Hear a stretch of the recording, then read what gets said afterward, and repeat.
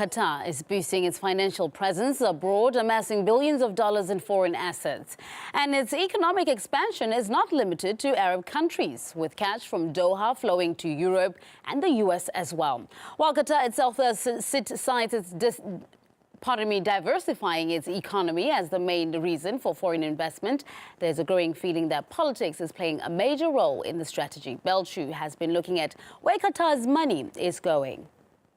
As Egypt's President Mohamed Morsi is struggling to mend the Egyptian economy, its ally Qatar, one of the richest countries in the world, has said that it will buy $3 billion worth of Egyptian government bonds. Much needed help at a critical time.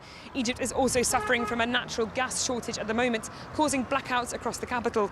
The Qatari foreign minister said last week that they would also consider becoming one of the major suppliers to Egypt, particularly as they have the third largest natural gas reserves in the world. As the battle rages in Syria, the Qatari government is also saying they will support the rebels. They have given $100 million to the Syrian National Coalition, saying they want the rebels to be armed.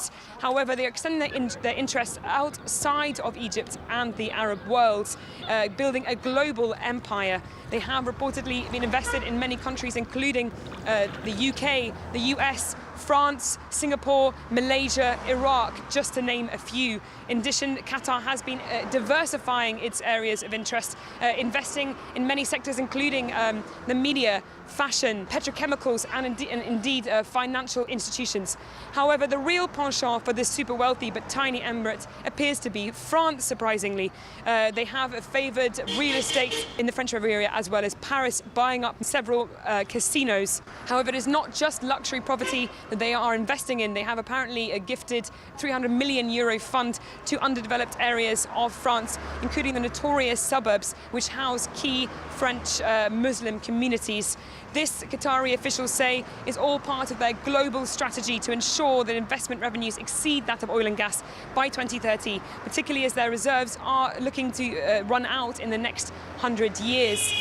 However, many fear this aggressive expansion of its economic presence abroad is in fact Qatar's deliberate move to increase political influence abroad, in addition to possibly exporting its own particular conservative brand of Islam. As its investments increase year on year, it is yet to be seen what power this tiny yet super wealthy emirate will wield in the future. British journalist Neil Clark believes Qatar is trying to divert attention away from its lack of democracy and human rights at home, but claiming to support them abroad.